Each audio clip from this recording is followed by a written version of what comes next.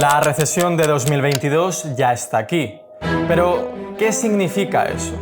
¿Qué es una recesión? Este es el Producto Interno Bruto de Estados Unidos, un indicador que mide la riqueza del país. Lo que ha ocurrido es que ha decrecido durante 2 trimestres consecutivos, y cuando esto sucede es cuando decimos que entramos en una recesión. Durante los últimos 100 años, en el mundo ha habido 10 grandes recesiones. Entrar en recesión no es algo nuevo, pero la recesión de 2022 tiene algo peculiar. Se han combinado 2 peligrosos factores que crean la tormenta perfecta. Muchos economistas dicen que se ha juntado, y cito textualmente, lo peor de 2 mundos. Algo que podría poner en jaque a la economía mundial. Porque una recesión tiene lugar cuando, en otras palabras, la economía se debilita, cuando deja de crecer y se encoge. Y no solo afecta al PIB, sino también al ingreso de las personas, al empleo o a la industria.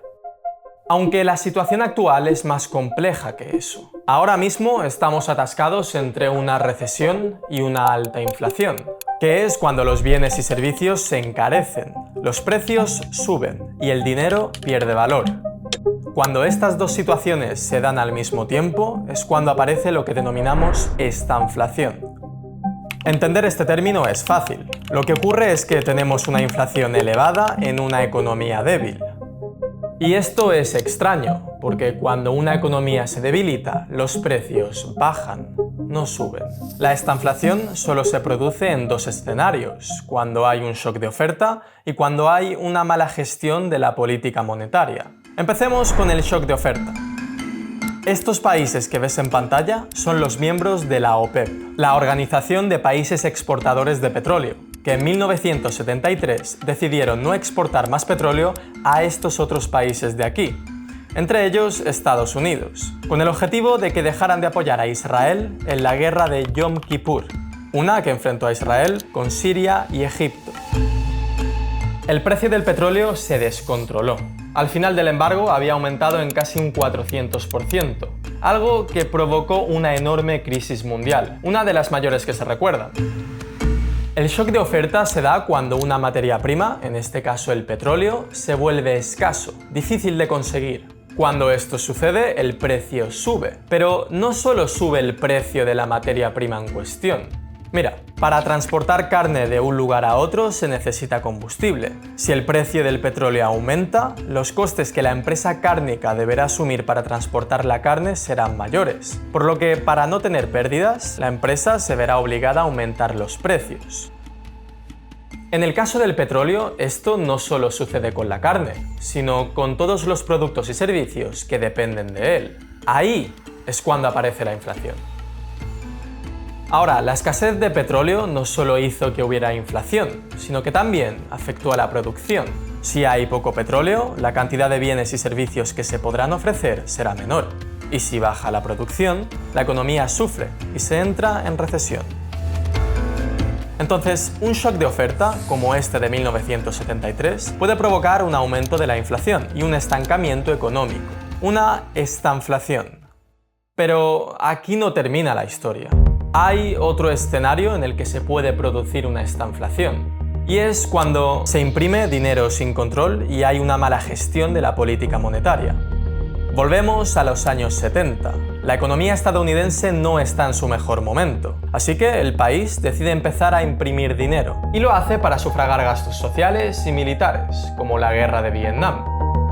Pero claro, imprimir dinero suele generar inflación, y precisamente eso fue lo que ocurrió. Los precios subieron, y para controlar esta inflación, Nixon implementó controles en los salarios y en los precios. Al principio la política monetaria funcionó, la inflación se estabilizó, pero luego sucedió algo inesperado. Se produjo una crisis alimentaria. Debido a los controles en los precios, se obligó a los granjeros a vender sus productos a un precio determinado. Al final, los granjeros preferían ahogar a sus animales antes que venderlos, porque los estaban vendiendo con pérdidas. Así que, además de la inflación, también se produjo una recesión, lo que causó una estanflación.